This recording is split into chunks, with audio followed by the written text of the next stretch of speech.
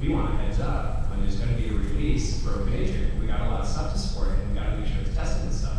So how can we make the security team system better? And the security team has been talking about, wait, how do we handle the scale? How many models I saw a slide of like over 6,000 models right now. And like all this stuff funnels right to the security team. So they're starting to say, hey, wait, let's get a dedicated website up so we can start communicating about this. Hey, let's get a project manager for this. So it's really interesting to see how some of the projects within, how some of the sub-projects within Drupal are starting to open up and try to identify how they can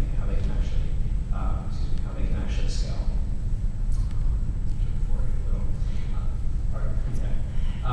So managed news site is slightly different. How many people have used this interface? How many people have heard of managing news? Okay. How many people have ever used this interface to manage news? Yeah, right? Well, that's because it wasn't open. Like, we didn't put it out there. If this was a paid service, nobody used it. We finally were able to open it up, give it a dedicated space. Here's what it looks like. People are able to really customize it like crazy. We're looking at like 15,000 downloads.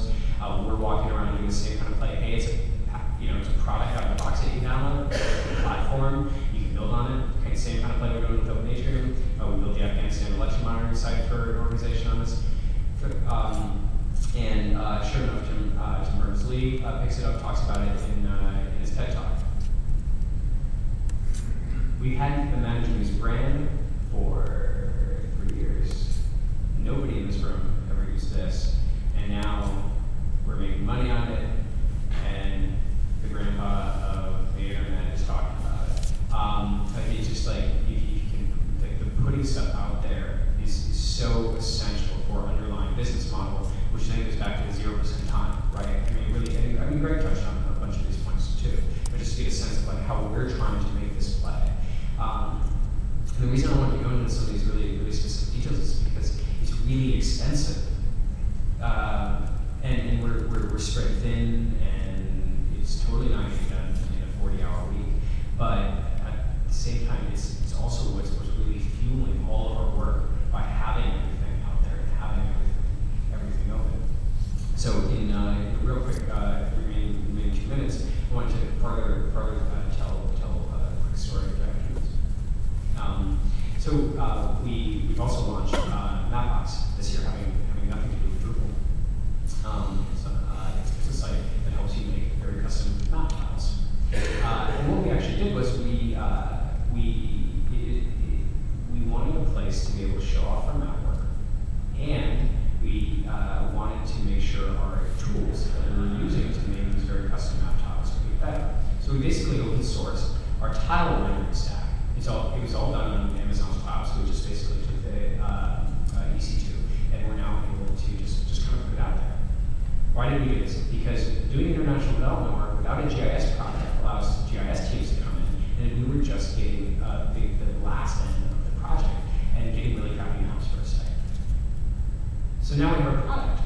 Great. What's really neat is you can use your product without having any idea how you're going to make money on the product. And that's what we did in Mapbox.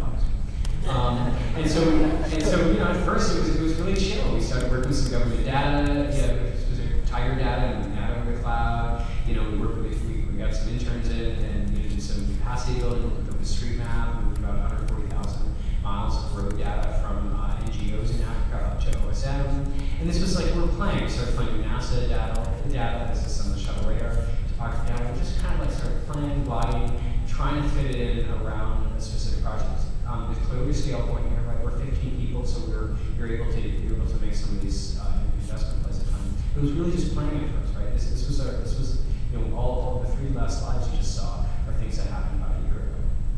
And we started getting a little better, and really being able to theme out some of these hill shapes, and being able to look at doing more complex storytelling. And then quickly, some of the playing started actually being dropped into some of the very paid product work. And we're farther pushing like really rich story complexity building, and now we've just totally muddled the place between a product and a consultant because but we the work and they lead to stuff like this is what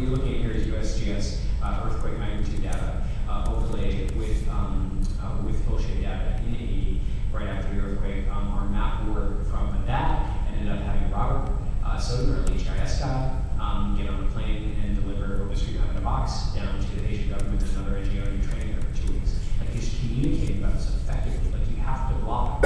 Everybody working in Drupal needs to start communicating a lot more about the great work they're doing. It will help you on client side, and it will also really help you on collaboration with certain folks. And in the month of May, 40% of our income is going to be generated from maps.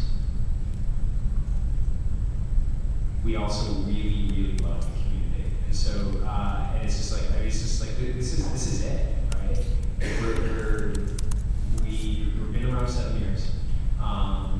The team's all stuck together, and it's just it's not altruistic. It's just kind of like, I mean, we're here together, so we might as well make it awesome, and that's been a really important value proposition. Making sure we run the Drupal meetup, so we have a bar that has a foosball table. That's important to us, and just making sure Drupal comes to great. So I wanted you all to be able to see some of the incentives that we're trying to do around just being highly open and contributing back.